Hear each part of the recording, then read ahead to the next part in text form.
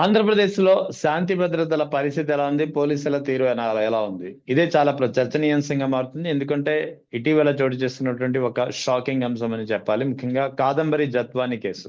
కాదంబరి జత్వాని కేసులో సిఐడి కాదంబరి జత్వానిని బ్లాక్‌మెయిలర్‌గా తేల్చి చెప్తూ ఛార్జ్ షీట్ దాఖలు చేసినటువంటి పరిస్థితి ఇప్పుడు పెద్ద ఎత్తున చర్చనీయాంశంగా మారుతుంది. ఎందుకు అంటే ఇదే కాదంబరి కేసులో ఇదే సిఐడి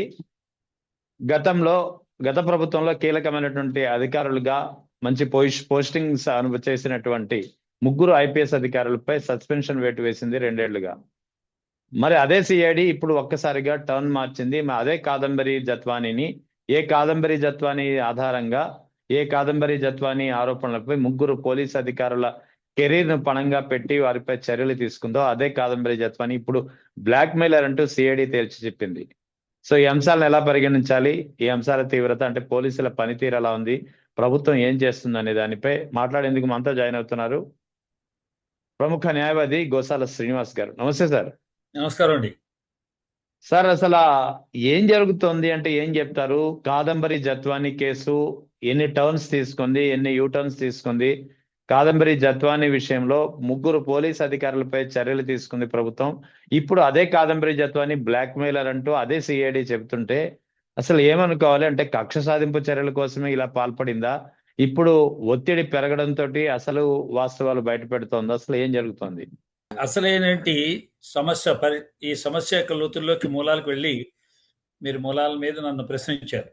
చక్కటి విషయం ఇది. అసలు దీన్ని ఆవిష్కరించడానికి దీని లోపల దీని యొక్క మొత్తం తెర తీయడానికి ఈ ఎపిసోడ్కి ఒక తెర తీస్తే వాస్తవాలు కనిపిస్తాయి బయటికి. అంతకు ముందు వెళ్ళైతే ఈ కాదంబరి జత్వలాని ఎవరు? ఈ కాదంబరి జత్వలాని బొంబే నివాసి. ఆవిడ సినిమా కళాకారిణి, సినిమాల్లో యాక్ట్ చేస్తుంటారు, సినిమా యాక్టర్స్. ఆమె గురించి కొంచెం ముందుకు వెళ్దాం. దీని మీద రిపోర్ట్ ఇచ్చింది అప్పుడు ప్రముఖ వాణిజ్యవేత్త, వ్యాపారవేత్త, పారిశ్రామికవేత్త అనుకుందాం, విద్యాసాగర్ రావు గారు. విద్యాసాగర్ రావు వాళ్ళకున్న రాజకీయ ఎఫిలియేషన్స్ తోటి కేసును చూడడం మొదలు పెడితే రంగులు మారిపోతాయి. వాస్తవ రంగులు కనపడవు. కేసుకి వాస్తవ రంగులు, వాసన అవన్నీ ఉంటాయి, రూపం ఉంటాయి. వాటిలన్నింటినీ మార్చేయాలంటే పొలిటికల్ ఎఫిలియేషన్ రంగు వేసేస్తే కొత్త రంగులు, పార్టీ రంగులు అద్దేస్తారు కేసులకి. మనం అలా చేయట్లేదు. మన ప్రస్తుతం పార్టీ రంగులు అద్దేద్దాం. అంతకుముందు జిందాల్ అనే ఒక పెద్ద వ్యాపారవేత్త, వాణిజ్యవేత్త, పారిశ్రామికవేత్త, ప్రముఖమైన జిందాల్ అనేది అందరూ is popular person. Steel mine ఇండస్ట్రీలో అందివేసిన చెయ్యి ఆయన వ్యాపారం. స్టీల్ మైన్స్ అంతా కూడా జిందాల్ స్టీల్స్ అని పేరుంది. జిందాల్ చాలా చాలా డైవర్సిఫికేషన్స్ ఉన్నాయి ఆయన వ్యాపారాలకి. వారికి ఈమెకి మధ్య గొడవ జరిగింది, పేచి ఇచ్చింది. ఒక కేసు ఆయన మీద రిజిస్టర్ అయింది. కాబట్టి ఆమె వార్తల్లోకి విద్యాసాగర్ రావు గారు కంప్లైంట్ చేసే వరకు వార్తల్లో ఇటువంటి ఏమిటంటే వివాదాస్పదమైన వార్తల్లో లేని వ్యక్తి కాదు ఆమె. అప్పటికే వివాదాస్పదమైన వార్తల్లో ఉన్న వ్యక్తే. ఎవరు? కాదంబరి జత్వలాని. 2024 ఆ ప్రాంతంలో ఒక కంప్లైంట్ ఇచ్చారు ఈయన విద్యాసాగర్ గారు. తన్ని బ్లాక్మెయిల్ చేస్తోంది ఆవిడ, ఎక్స్టార్షన్ కోసం డబ్బు వసూలు చేయాలని బ్లాక్మెయిల్ చేస్తూ వీరిద్దరూ ఏకాంతంలో ఉన్నప్పుడు తీయించుకున్న ఫోటోలు కానీ వీడియోలు కానీ బయట పెడతానని చెప్పి బ్లాక్మెయిల్ చేస్తోంది ఆవిడ. ఆయన కంప్లైంట్ లో పూర్తిగా రాశారు విషయాలన్నీ. ఏ విధంగా ఆమెకి డబ్బులు ఇచ్చారు ఈయన, దఫాలుగా బ్లాక్మెయిల్ చేస్తూ డబ్బులు డిమాండ్ చేసింది. డబ్బులు ఎగ్జాక్షన్ అంటే బలవంతంగా మనిషిని బెదిరిస్తూ, మనిషిని కంపెల్ చేస్తూ, మనిషిని కార్నర్ చేస్తూ, బ్లాక్మెయిలింగ్ అంటారు, కార్నర్ చేస్తూ డబ్బులు వసూలు చేయడాన్ని అదంతా కథను రాశారు, ఎక్కడ దాచలేదు. ఆయన ఏ విధంగా జరిగింది, ఏ విధంగా ఆవిడ మెసేజ్లు ఇచ్చింది, ఏ విధంగా వాట్సాప్ లో మెసేజ్లు ఉన్నాయి, డిమాండ్ చేసింది, ఆవిడ ఏం పిక్చర్లు ఏమేమి వీడియోలు పెట్టి నన్ను బ్లాక్మెయిల్ చేస్తున్నా అంతా కూడా స్పష్టంగా కంప్లైంట్లు చెప్పారు. ఆ కంప్లైంట్ల ఆధారంగా అప్పుడు ప్రభుత్వం అంటే ప్రభుత్వంలో హోంశాఖ ఈ కేసులు సిఐడికి రిఫర్ చేసింది. సాధారణంగా ఇటువంటి కేసులు వివిధ అంతర్రాష్ట్రాల ముఠాలతో కానీ అంతర్రాష్ట్రాల వ్యక్తులతో కానీ ఏదైనా ఇటువంటి ఫిర్యాదు వివాదం ఉన్నప్పుడు సిఐడికి అప్ చెప్తారు. ఆంధ్రప్రదేశ్లో సిఐడి అప్ చెప్పారు. సిఐడి వెళ్ళి బొంబాయి వెళ్ళి ఆమెను అరెస్ట్ చేసి ప్రోటోకాల్ పాటించారు అని చెప్తున్నారు. ఆఫీసర్లందరూ కూడా మేము మర్యాద పాటించాము, అరెస్ట్ చేసేప్పుడు ఏ మర్యాదలు తీసుకోవాలి, ప్రొసీజరల్ ఇర్రెగ్యులారిటీస్ లేవు, ప్రొసీజరల్ వైలేషన్స్ లేవు, మర్యాదపూర్వకంగానే ఆమె స్త్రీ మహిళ కాబట్టి అన్ని రకాలుగా మర్యాదలు పాటించామని వాళ్ళ పోలీస్ ఆఫీసర్లు against whom A separate case was filed. ఆవిడ వాళ్ళు వాదన వినిపిస్తున్నారు. ఆవిడని తీసుకురావడం, ఇక్కడ మళ్ళీ సరెండర్ చేయడం, సరెండర్ అంటే రిమాండ్. అంటే కానీ ఎల్లో మీడియా అతను కిడ్నాప్ చేశారు, ఎత్తుకొచ్చేసారు అని చెప్తూ వాదిస్తోంది. దాని మీదకే కేసు కట్టేశారు కదా. ఎత్తుకొచ్చేసారు, కిడ్నాప్ చేశారు. వాస్తవం ఏం జరిగింది? నిజంగా ఎత్తుకొచ్చారా లేకపోతే ప్రోటోకాల్ ప్రకారం జరిగిందా? ఇప్పుడు ఏంటంటే మనం ప్రాసిక్యూషన్ అప్పుడు ఏదైతే దర్యాప్తు సంస్థ ఉందో దర్యాప్తు సంస్థ రికార్డెడ్ గా అన్ని సమర్థించుకునేలా ఉంటేనే వాళ్ళు మాట్లాడతారు. బొంబాయిలో వెళ్ళాం, బొంబాయి మేజిస్ట్రేట్ దగ్గర, స్థానిక మేజిస్ట్రేట్ దగ్గర ఆవిడని ప్రవేశపెట్టాము, ఆ పిటి వారెంట్ ఇస్తారు, వెనక్కి తీసుకెళ్లిపోమని అంటే తీసుకొచ్చాము. తీసుకొచ్చిన వెంటనే ఇక్కడ మళ్ళీ మేజిస్ట్రేట్ దగ్గర ఆవిడని హాజరుపరచాలి. మేజిస్ట్రేట్ దగ్గర హాజరుపరిచాము, రిమాండ్ విధించారు. రిమాండ్ విధించిన తర్వాత బహుశా పోలీస్ కస్టడీ అడుగుంటారు. పోలీస్ కస్టడీ ఎందుకు అడుగుంటారు? ఇంకా మరి దర్యాప్తు పూర్తి కాలేదు కదా. వెళ్ళి తీసుకొచ్చేసేసి జ్యుడిషియల్ కి రిమాండ్ చేశారు. జ్యుడిషియల్ రిమాండ్ అంటారు దాన్ని. అయిన తర్వాత మరి పోలీస్ కస్టడీకి ఇచ్చుంటారు. Record will speak, definitely record will speak, because that is under now. Prejudice ఎందుకు అవుతుందంటే హైకోర్టులో పెండింగ్ ఉంది ఆ కేసు హైకోర్టులో పెండింగ్ ఉంది. ఐపీఎస్ ఆఫీసర్లు హైకోర్టు తీసుకెళ్లారు ఆ కేసుని. హైకోర్టు స్టే ఇచ్చింది, స్టే ఇంపోజ్డ్ బై హైకోర్టు. కాబట్టి ఆ కేసులో వీళ్ళు మర్యాద పాటించామని వాళ్ళు చెప్తున్నారు కాబట్టి ఆ కేసు వేరు. ఆవిడని తీసుకొచ్చి కోర్టులో హాజరుపరిచిన తర్వాత ఏ కేసులో హాజరుపరిచారు? విద్యాసాగర్ గారు కంప్లైంట్ చేశారు కదా, ఫిర్యాదు చేశారు. A case registered under the complaint submitted by mister Vidyasagar Rao that he was brought from Bombay to Vijayawada. అక్కడే రిమాండ్ చేశారు, అయిపోయింది. ఆవిడ బెయిల్ తీసుకుంది, బెయిల్ తీసుకుని వెళ్ళిపోయింది. ఇదైన తర్వాత ధర్మిల జూన్ నెలలో, ప్రత్యేకించి జూన్ నెల దాకా ఆవిడ ఆగి, జూన్ నెలలో కంఫర్టబుల్ సిచ్యుయేషన్ ఉందని, బికాజ్ విమర్శకుల యొక్క వ్యాఖ్యలు కూడా నేను వినిపిస్తున్నా. కంఫర్టబుల్ జూన్ 2024 అప్పుడు వచ్చి ఆవిడ కంప్లైంట్ చేసింది, ఇలాగ నన్ను కిడ్నాప్ చేసి ఎజాల్ట్ చేశారు, టార్చర్ చేశారు, నన్ను నా మోడెస్టీకి ఎగ్నెస్ట్ గా, అంటే మహిళకి మర్యాద ఉంటుంది కదా, మహిళా మర్యాదకి ఎగ్నెస్ట్ గా భిన్నంగా నన్ను వ్యవహరించారు, అంచేత నా యొక్క మహిళా మర్యాదను భంగపరిచారు అని చెప్పి ఆవిడ కంప్లైంట్ చేసింది. బేసింగ్ ఆన్ దట్ కంప్లైంట్ మరి ఏమి ఇన్వెస్టిగేట్ చేశారు, ఏ రికార్డు పరిశీలించారు, దీంట్లో ప్రెమాఫేసి కేసు ఉందా లేదా అని పరిశీలించారా లేదనే కనిపిస్తుంది నాకు. ఎందుకంటే పోలీసులు అరెస్ట్ అయితే తీసుకొచ్చిన తర్వాత the record will speak how they have behaved. They అంటే రికార్డ్ విల్ స్పీక్. వాళ్ళు వారల్ సబ్మిషన్ ఏమక్కర్లా. కాబట్టి వెంటనే వీళ్ళ మీద కేసు ఒకటి కట్టేశారు, వెంటనే వాళ్ళని అరెస్ట్ చేశారు, సస్పెండ్ చేశారు. అరెస్ట్ చేయలేదు, కొంతమంది యాంటిసిపేటరీ బెయిల్కి వెళ్ళారు, 3. దాంట్లో ఆంజనేయులు గారు అనుకుంటాను యాంటిసిపేటరీ బెయిల్ తీసుకోలేదు. మొత్తం 5గురులో ఐపీఎస్ ఆఫీసర్లు 3, మిగతా కూడా క్యాడర్ ఆఫీసర్స్ అంటారు, క్యాడర్ ఆఫీసర్స్. కాబట్టి ఆ కేసులో అయిపోయిందండి. ఏది ఆవిడ కంప్లైంట్ ఇవ్వడం, కంప్లైంట్ మీద వెంటనే వీళ్ళ మీద చర్యలు తీసుకోవడం, అరెస్టులు చేయడం, అరెస్ట్ అంటే బెయిల్ తీసుకున్నారు, సస్పెండ్ చేశారు. 2024 నుంచి ఇప్పటిదాకా సస్పెన్షన్లోనే ఉన్నారు. ఈ కేసు ఒకటే. కానీ హడావిడిగా మన తెలుగు రాష్ట్రాల్లో అందరూ కూడా రెండింటిని కలిపేసి మాట్లాడిస్తున్నారు. రెండు కలిపేసి మాట్లాడిస్తున్నారు. యూటర్న్ తీసేసుకుంది. సిఐడి ఐపీఎస్ ఆఫీసర్ల మీద కేసు కట్టింది కాబట్టి, ఆవిడ కిడ్నాప్ కేసు పెట్టింది కాబట్టి, ఆ కేసు కట్టి ఆ పోలీస్ ఆఫీసర్లు అరెస్ట్ అయ్యారంటే విద్యాసాగర్ రావు ఇచ్చిన కంప్లైంట్ నీరు గారిపోయింది. విద్యాసాగర్ రావు ఇచ్చిన కంప్లైంట్ ని కోర్టులు కొట్టేశాయి. ఎందుకంటే subsequent complaint was lodged by that Kadambari Jethmalani automatic దాన్ని ఏమంటారు, డిస్క్వాలిఫై చేసేసింది. ప్రాసిక్యూషన్ డిస్క్వాలిఫై అయిపోయింది. ఏమిటో ఈ కథనాలు, ఏమిటో ఈ విమర్శలు, ఏమిటో ఈ ఎనాలిసిస్ నాకు అర్థం కాలేదు. వెంటనే ఇదేంటి సిఐడి ప్రముఖమైన మీడియా, ఆంధ్ర రాష్ట్రంలో ప్రముఖ స్థానంలో ఉన్న మీడియా సిఐడి ఛార్జ్షీట్ వేసిందా? ఎలా వేస్తుంది? ఆవిడ ఇచ్చిన కంప్లైంట్ మీద పోలీసు ఆఫీసర్లు అరెస్ట్ అయ్యారే, వాళ్ళు సస్పెండ్ అయ్యారే. రామచంద్ర ప్రజల్ని ఇలా మభ్యపెట్టేసి ప్రపంచం ఇలా కన్ఫ్యూజ్ చేసేయడమే. అవును. ఆవిడ ఇచ్చిన కంప్లైంట్ మీద చర్యలు తీసుకోవడం అనేది independent case. That is a separate case. Vidyasagar Rao గారి కంప్లైంట్ మీద ఏదైతే కంప్లైంట్ లాట్ చేసి ఆవిడ అరెస్ట్ చేసి తీసుకొచ్చి ఇక్కడ బైండ్ ఓవర్ చేశారో, రిమాండ్ చేశారో, రిమాండ్ లో ఉన్న ఖైదీ బెయిల్ పుచ్చుకుని వెళ్ళిందో, ఆ కేసు ఏం క్లోజ్ అవ్వలేదు, క్వాష్ చేయలేదు హైకోర్టు. బహుశా మీడియా క్వాష్ చేస్తుంటుంది. సారీ, మీరు కూడా మీడియా క్వాష్ చేస్తుంటుంది ఆ కేసుని. మీడియా క్యాష్ చేసింది కాబట్టి ఎక్కువ మేరకు వస్తున్నాయి. యూ టర్న్ తీసుకున్నారు, ప్లేట్ ప్రయాణించారు. ఏమిటి ప్లేట్ ప్రయాణించడం? ప్రయాణించడం అంటే కామన్ మ్యాన్కి ఏ విధంగా మెసేజ్ చెప్తాను. ఒక విషయం చెప్పండి, సిఐడి ఇప్పుడు ఈ కాదంబరి జత్వాని కేసు ఇప్పుడు మరోసారి బయటికి రావడము, కాదంబరి జత్వాని బ్లాక్ మెయిలర్ అని చెప్పి సిఐడి తేల్చడంతో కూటమి ప్రభుత్వం ముఖ్యంగా పోలీసులకు ఒక డిఫెన్స్ లో పడిపోయారా? దీన్ని ఎలా పైకి రికవర్ చేసుకోవాలో తెలియక తెలుగుదేశం పార్టీ అనుకూల మీడియా కింద మీద తర్జన భర్జనలు పడుతుందా? ఇది బాగుంది, మీ కంక్లూజన్ వెరీ నైస్. ఇదే ఈవేళ దాన్ని తెలుగుదేశం ప్రభుత్వానికి జరిగినట్టు నష్టం, ఈ నష్టం అంతా మీడియా కలగజేసింది. ఈవేళ చూడండి, ఇప్పటిదాకా కమిటీ తిరగతోడారంటున్నారు. తిరగతోడడం కాదు, ఛార్జ్ షీట్ ఫైల్ చేసే వరకు ఆ కేసు మళ్ళీ వెలుగులోకి రాదు, కోర్టులో కూడా వెలుగులోకి రాదు.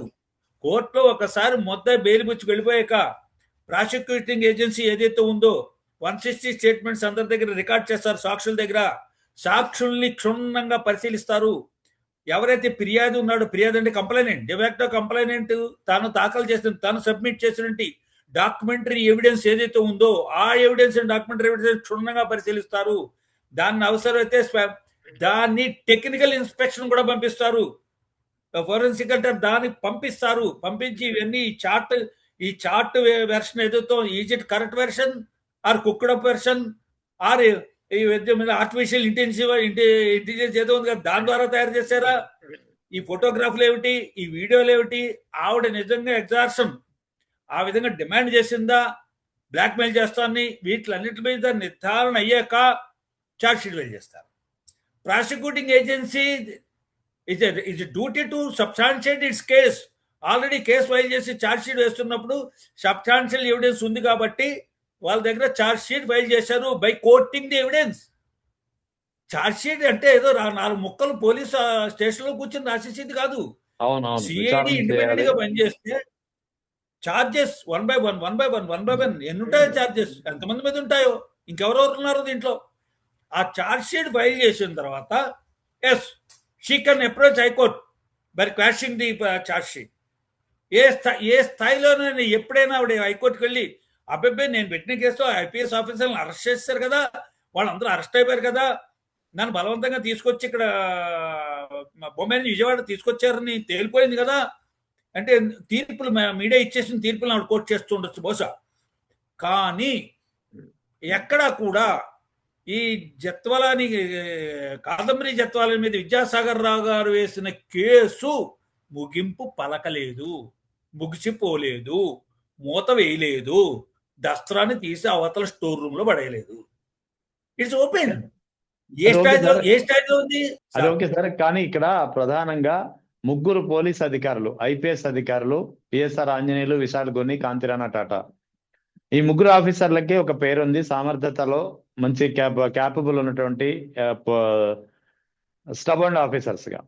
అటువంటి ఆఫీసర్లను 2 ఏళ్ల పాటు సస్పెన్షన్ వేటు విధించింది. ఇప్పుడు ఏం ఆన్సర్ చెప్తుంది? ఎందుకంటే ఏ కాదంబరి జత్వాని అయితే వీళ్ళపై ఆరోపణలు చేసిందో ఆ కాదంబరి జత్వాని క్యారెక్టర్ పైనే ఇప్పుడు కేసు కట్టినటువంటి పరిస్థితి, ఛార్జ్ షీట్ వచ్చినటువంటి పరిస్థితి. రైట్. ఇప్పుడు ఎవరైతే కంప్లైనెంట్ ఉన్నారో, ఐపీఎస్ ఆఫీసర్లను ఎవరైతే సస్పెండ్ చేసిన కేసులో కంప్లైనెంట్ ఎవరైతే ఉన్నారో ఆవిడ మీద, ఆవిడ క్యారెక్టర్ మీద charge sheet speaking lots, tons about the very credibilities of that Kadambari Jethwani. కాబట్టి ఇప్పుడు ప్రభుత్వం డిఫెన్స్ లో పడిపోయింది, పరువు పోయిందని అనుకుంటోంది. దాన్ని ఎలా లిఫ్ట్ చేయాలి, ఎలా కాపాడాలనుకోవడంలో ఆ ప్రయత్నంలో మరికొంత డ్యామేజ్ చేస్తున్నారు ఆ పార్టీని సమర్థిస్తున్న మీడియా. ఈ 2 ఇండిపెండెంట్ కేసులు ఎక్కడా కూడా మళ్ళీ ప్రభుత్వం సిఐడి ఎందుకు టర్న్ అయింది? టర్న్ అవ్వడం ఏంటండి? సిఐడి టర్న్ అవడం ఏంటి? యా అంటే ఇక్కడ ఇప్పుడు ఓకే, చంద్రబాబు నాయుడు గారు అజమాయిషీలో పనిచేస్తున్నట్టు రీజియన్ ఉంటాం, ఆయన హయాం, చంద్రబాబు నాయుడు గారు హయాంలో పనిచేస్తున్న ప్రభుత్వం, ఆ ప్రభుత్వంలో పనిచేస్తున్న పోలీస్ శాఖ, హోమ్ డిపార్ట్మెంట్లో సిఐడి, ఆ సిఐడి ఇండిపెండెంట్ గా బిహేవ్ చేసింది అని ఒక మెసేజ్ వెళ్ళింది పబ్లిక్ కి. ఇండిపెండెంట్ గా బిహేవ్ చేసింది, ఎవరి ఇన్ఫ్లుయెన్స్ లేదు, కాబట్టి ఇప్పుడు ఆందోళన అంతా ఎక్కువైపోతోంది. ఈ ఆందోళన అంతా కూడా ఇండిపెండెంట్ గా బిహేవ్ చేయడం వల్లే ఆ ఛార్జ్ షీట్ వేయకుండా, ఆ ఛార్జ్ షీట్ కూడా కంప్లైంట్ ఎగ్నెస్ట్ గానే వేసి ఉండవలసింది, ఎక్యూజ్డ్ కాకుండా అని అన్న తాపత్రయంలో ఉన్నారు అందరూ. ఉండండి, నిజమే, ఆవిడ ఉంటుంది, ఆవిడ నా మీద ఇంత పెద్ద స్ట్రాంగ్ ఛార్జ్ షీట్ ఫైల్ చేశారు, నేను ఇప్పుడు డిఫెన్స్ లో పడ్డాను, డిఫెన్సే, ఆవిడ డిఫెన్స్ చేసుకోవాలి, ఇవి ప్రాసిక్యూషన్ ని ఎదుర్కోవాలి, ఆవిడ ఎలా ఫేస్ చేస్తుంది ప్రాసిక్యూషన్ ని అని ఆవిడ కంగారు పడాలి. ఆవిడ బదులు ఎందుకో నాకు అర్థం కాదు, ప్రభుత్వంలో ఉన్న తెలుగుదేశము, కూటమి అనుయాయులు, కూటమి మద్దతుదారులు, ఈ వీళ్ళు ఎక్కువ కంగారు పడిపోతున్నారు ఛార్జ్ షీట్ వేయడం వల్ల. ఛార్జ్ షీట్ వీళ్ళు ఎక్కువ కంగారు పడడంతో కొత్త మెసేజ్లు వెళ్తున్నాయి స్ట్రాంగ్ గా.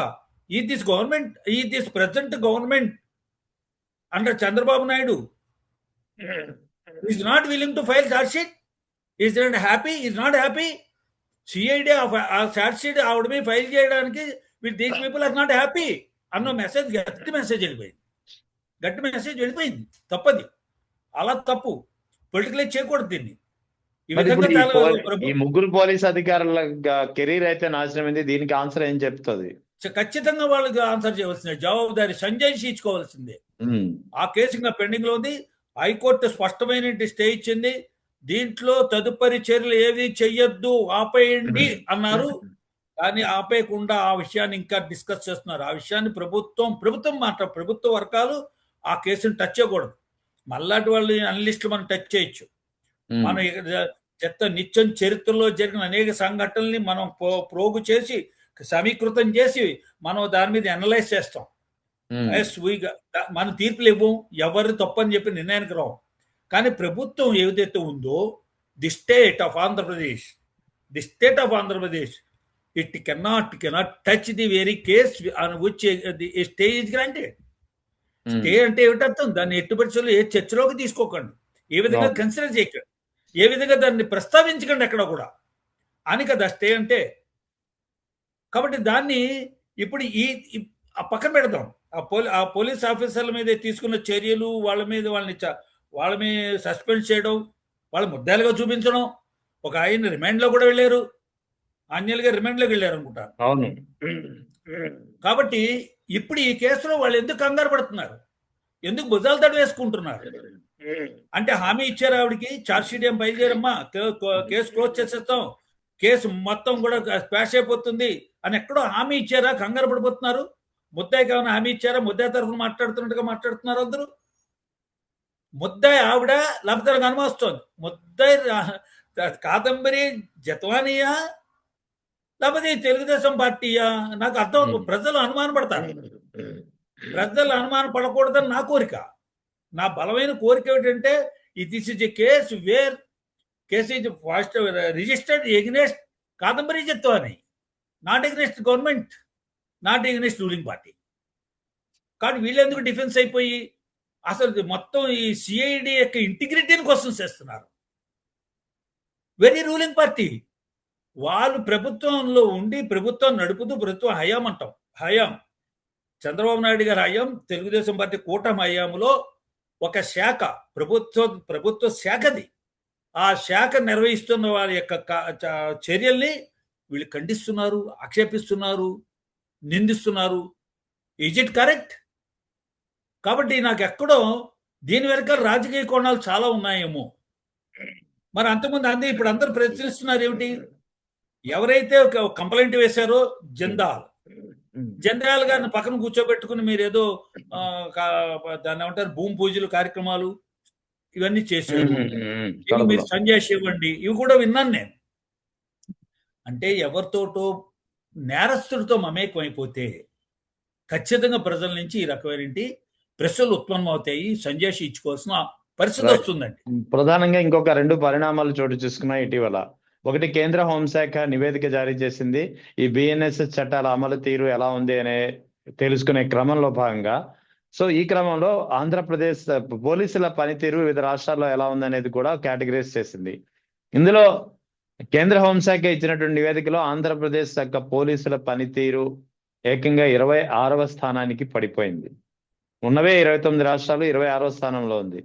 రెండవది, ఈ వారంలో అంటే ఆంధ్రప్రదేశ్ లో వారానికి ఒక కస్టోడియల్ మరణం జరుగుతుంది. 7 వారాల్లో 7 కస్టోడియల్ మరణాలు జరిగాయంటూ మా బదరవాడ వేణుగోపాల్ అనే ఒక వ్యక్తి సుప్రీంకోర్టులో పిల్ దాఖలు చేశాడు. ఎలా చూడాలి ఈ అంశాన్ని, ఈ రెండు అంశాలను? చాలా సీరియస్ విషయం అండి. హోం మంత్రిత్వ శాఖ విడుదల చేసినటువంటి స్టాటిస్టిక్స్ దాంట్లో 26వ స్థానం ఆంధ్రప్రదేశ్ దక్కడం శోచనీయం, బాధాకరం. చాలా దాన్ని బట్టి మన యొక్క పరిస్థితి ఇక్కడ మానవ హక్కులు ఉల్లంఘన ఏ స్థాయిలో జరుగుతున్నాయో అర్థమవుతుంది. ఇక్కడ ఒక ప్రస్తావన చేస్తారండి. కొన్ని నెలల క్రితం, ఒక 5-6 నెలల మాసాల క్రితం అనుకుంటాను, deputy chief minister Pawan Kalyan గారు మాట్లాడుతూ, హోం మంత్రి గారిని ఉద్దేశించి మాట్లాడుతూ, నేను అనుకుంటే హోం మంత్రిని నేను తీసుకోగలను అని ఆవిడ్ని ప్రస్తావిస్తూ, ఆవిడ పేరుతో ఆవిడని ప్రస్తావిస్తూ, ఈవేళ ఆంధ్ర రాష్ట్రంలో పోలీసుల యొక్క నిర్వాహకం ఎలా ఉందంటే, కార్యకర్తల మీద దాడులు జరుగుతున్నాయి, తప్పుడు కేసులు బనాయిస్తున్నారు, తప్పుడు కేసులు ఆయన యొక్క పార్టీ జనసేన కార్యకర్తలను బనాయిస్తున్నారు, వాళ్ళ యొక్క స్వేచ్ఛను హరిస్తున్నారు. కాబట్టి నేను మరి తలుచుకుంటే అంటూ మాట్లాడుతూ ఆవిడ మీద వ్యక్తిగత విమర్శలు చేయడం చూసామని డిప్యూటీ హోమ్ మినిస్టర్. అవును, ఇది మళ్ళీ కేంద్ర ప్రభుత్వ హోం మంత్రిత్వ శాఖ నివేదిక లేకపోతే స్టాటిస్టికల్ రిపోర్ట్ వచ్చింది అనేప్పటికీ అంతకన్నా ముందే పవన్ కళ్యాణ్ గారు రిపోర్ట్ ఇచ్చేశారు. ఇచ్చేసారు. ఆయన అన్నారు కదా, నేను తీసుకోగలను, ఇది నేను తీసుకోగలను. మంత్రి ఉండి సహచర మంత్రి మీద మంత్రివర్గ సమావేశంలో ప్రస్తావించిన విషయాన్ని ప్రజాబాహుళ్యం దగ్గర ప్రజాక్షేత్రంలో ప్రజలే రాజులు కదా, ప్రజాక్షేత్రంలో ఆయన నివేదిక ఇచ్చారు. ఆయన ఒక సంజయ్ ఇచ్చుకున్నట్టే. డిప్యూటీ ఉప ముఖ్యమంత్రి ఈవేళ ఏదైతే ఆంధ్ర రాష్ట్రంలో నెలకొని ఉన్న పరిస్థితులకి ఆయన విచారిస్తూ సంజయ్ ఇచ్చుకున్నట్టే నాకు అనిపించింది. It is nothing but an explanation. ప్రజలు ప్రశ్నిస్తే చెప్పడం అనేది ఎక్స్ప్లెనేషనే కదా. అవును, డిప్యూటీ ఇది సహచార మంత్రి, ఉప ముఖ్యమంత్రి, ఆయన కూడా బాధ్యత తీసుకుని మంత్రి పోలీసులు రాష్ట్రంలో శాంతి భద్రతలు ఏ విధంగా ఉన్నాయి అన్న విషయాన్ని నేను చెప్పాను. మనకి టెస్ట్ మనీ ఇంకెవరి దగ్గర నుంచి అవసరం లేదు.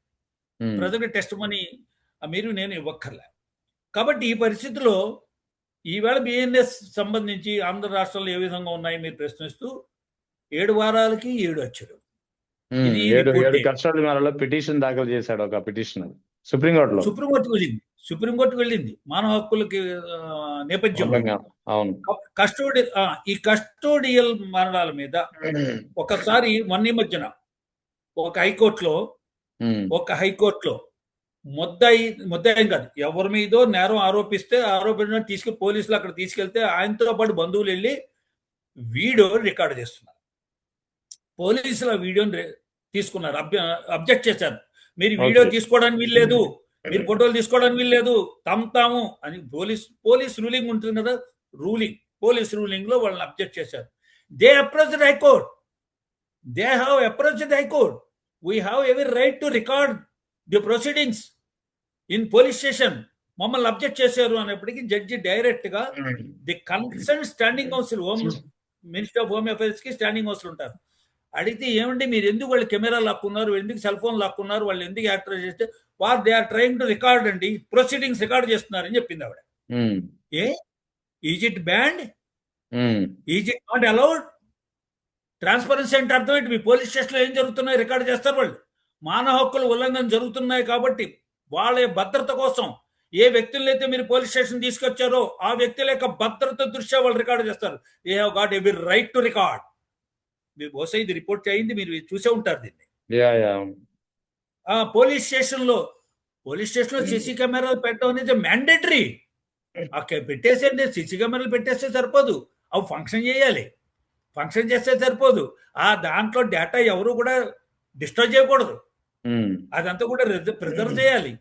ఎప్పుడు కోర్టులు అడిగినా ఆ మొత్తం ఫుటేజ్ అంతా ఇవ్వాలి. That is evidence. మానవ హక్కుల ఉల్లంఘన పోలీస్ స్టేషన్ లో జరుగుతున్నాయని అంతర్జాతీయంగా వచ్చినట్టు ఫిర్యాదుకి మనం ఇవాళ భారత ప్రభుత్వం పెట్టినట్టు కండిషన్ కాదండి. యుఎన్ఓలో UNO నుంచి అదే వచ్చింది. యుఎన్ఓ కూడా ఇచ్చినట్టు ఉంది కదా ఈ మధ్యన. అయ్యో యుఎన్ఓ గట్టిగా చెప్పింది.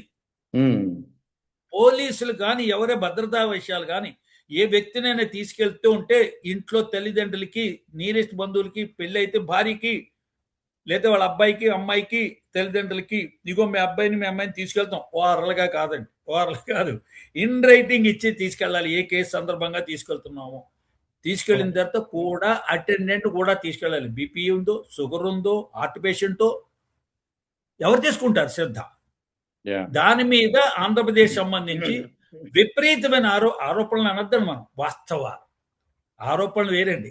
ఆధారం లేని కథనానికి ఆరోపణ అంటాం, ఆధారం దొరికేసిన కథనాన్ని వాస్తవం అంటాం. ది ఫ్యాక్ట్ రిమైన్స్ అంటూ ఉంటాం మేము. ది ఫ్యాక్ట్ రిమైన్, ఫ్యాక్ట్ అని ఎప్పుడు మాట్లాడతాం? It is being supported by evidence అని. అంతే కదా, అంతే కదా. మరి అతను సుప్రీంకోర్టుకి ఎందుకు ఎలా వెళ్ళాడు? పేపర్ కట్టింగ్స్ తీసుకుని వెళ్ళలేదు, కథనాలు తీసుకుని వెళ్ళలేదు, ఫుల్ ఎవిడెన్స్ తీసుకుని వెళ్ళాడు. కాబట్టి ఇది బాధాకరమైన విషయమే.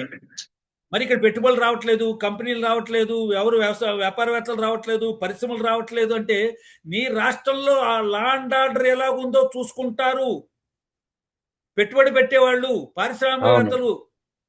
మీకు మనకి మహారాష్ట్ర నుంచి, బొంబాయి నుంచి అనేకమైనటువంటి పరిశ్రమలు వాళ్ళ యొక్క హెడ్ ఆఫీసులు ఇక్కడ హైదరాబాద్ షిఫ్ట్ చేద్దాం అనుకున్నారు. అనేక కారణాలతో ఏం రిపోర్ట్ తీసుకుంటారు. ఎవరు రిపోర్ట్ అంటే మన దగ్గర నుంచి కాదు, గవర్నమెంట్ దగ్గర నుంచే రిపోర్ట్ తీసుకుంటారు. ఏ రకంగా ఉంది మీకు సిలిగుడి పేరు విన్నారు కదా, బెంగాల్. టాటా నానో వెళ్ళిపోయింది అక్కడి నుంచి, వెంటనే వెళ్ళిపోయింది గుజరాత్. ఇవాళ బెంగాల్లో పరిశ్రమలు ఏమైనా ఉన్నాయా? మద్రాసులో పరిశ్రమలు ఏమైనా ఉన్నాయా? మరి ఆంధ్రప్రదేశ్లో పరిశ్రమలు రాకపోవడానికి కారణం ఏమిటి? ఎక్కడ లా అండ్ ఆర్డర్ పెర్ఫెక్ట్ గా ఉండదో, ఎక్కడ అన్రెస్ట్ ఉంటుందో, పారిశ్రామికంగా కార్మికమైన అన్రెస్ట్, కార్మికులందరూ ఆందోళన దిగుతూ ఉంటారో, పవర్ కట్టింగ్ ఎక్కువ ఉంటుందో, డిజార్డర్లోకి పాలనా వ్యవహారం, ప్రజాపాలన డిజార్డర్లోకి వెళ్ళిపోతుందో, పరిశ్రమలు రావు. కొన్ని కోట్ల రూపాయలు మీరు 98 పైసలకి ఎకరం ఇచ్చినా, 100 ఎకరాలు 98 పైసలకి ఇచ్చినా, పరిశ్రమలు వచ్చి పెట్టుబడి పెట్టాలనుకున్న పెద్దలు ఏం ఆశిస్తారంటే అక్కడ లా అండ్ ఆర్డర్ పీస్ఫుల్ గా ఉంటుంది, లేబర్ అన్రెస్ట్ లేదు. అన్రెస్ట్ ఎక్కడైతే ఉండదో అక్కడ పరిశ్రమలు వస్తాయి. ఇవాళ ఆంధ్రప్రదేశ్ ప్రభుత్వం గురించి మన అక్కడున్న లా అండ్ ఆర్డర్ సిచ్యువేషన్ గురించి ఆందోళన ఎందుకు పడుతున్నారు అందరూ? అభివృద్ధికి దూరం అయిపోతుంది. ఇలాంటి లాకప్ డెత్ కేసులన్నీ చూస్తే ఏమనిపిస్తుంది? అక్కడ మిషనరీ అంటే దాని గవర్నెన్స్, గుడ్ గవర్నెన్స్ లేదు, ప్రజాపాలన ప్రజా సంక్షేమం దృష్టితో నడవట్లేదు. Is it not a sign?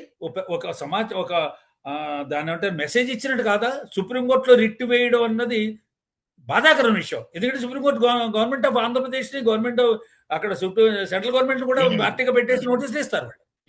అయితే ఇక్కడ ఇందాక మీరు అన్నారు కదా, యుఎన్ఓ కన్సర్న్ కూడా ఉంది, యుఎన్ఓ కూడా చాలా ఆందోళన చెందుతోంది మానవ హక్కుల ఉల్లంఘన విషయంలో అని ఇండియాలో.